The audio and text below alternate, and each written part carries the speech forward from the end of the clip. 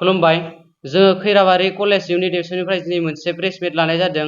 बे प्रेस मिटनि गुबै थांखियानो जादों थांनाय 29 नभेम्बराव जालांनाय बिग्रायनायखौ लानानै जोंनि बिटिसि सरकारा बड'लेण्ड इउनिभार्सिटि आरो क'क्राझार इउनिभार्सिटिनि जा सानै रेजिस्ट्रार सार बिथांमोननि बिबाननिफ्राय बोख्लायदोंमोन, जाय बिथांमोना जोंनि बे सोमावसारनायाव जेबो लोब्बा गैया।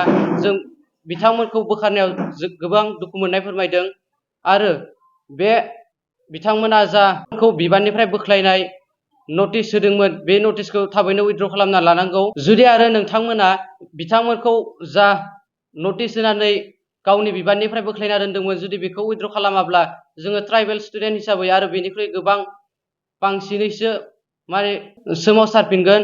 बेनि अनगायैबो दङ जोंहा दा सानैसो दैदेनगिरि आरो बिथांमोनखौ सानैसो सुबुंफोरा एन्टि बर', एन्टि ट्राइबेल होननानै बुंगासिनो दङ। जुदि गावनि थामोनथा आरो हारिनि थाखाय बिदि सोमावसारनायाव नांथाबग्रा आदामोनखौ एन्टि बर' एबा एन्टि ट्राइबेल होननानै दोनोब्ला गाबोन जोंनि हारिखौ बोखांनो एबा जोंनि हारिनि थाखाय नांग्रा सुबुंफोर मोननाय जानाय नङा। ओंखायनो नोंथांमोना एसे सानै बाथ्राखौ बुंनांगौ आरो नोंथांमोना जोंबायदि स्टुडेन्टखौ एन्टि बर' एबा एन्टि ट्राइबेल होननानै बुंनायनिफ्राय गोजानाव थानांगौ, नङाब्ला जोङो नोंथांमोननि सायावनो बेनि फिनजाथायखौ होनाय जागोन।